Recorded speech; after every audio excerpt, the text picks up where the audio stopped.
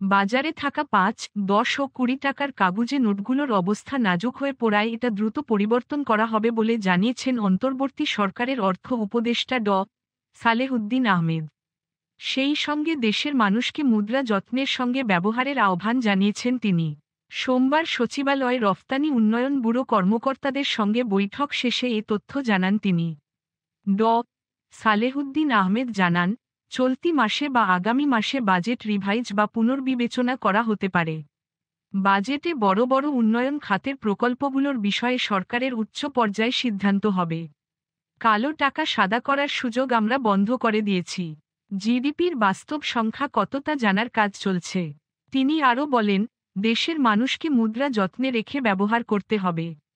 রফতানি কিভাবে, কোন কৌশলে বাড়ানো যায় এ নিয়ে আলাপ হয়েছে। খুব শীঘ্রই চলতি বছরের রপ্তানির লক্ষ্যমাত্রা প্রকাশ করা হবে বলেও জানান অর্থ উপদেষ্টা।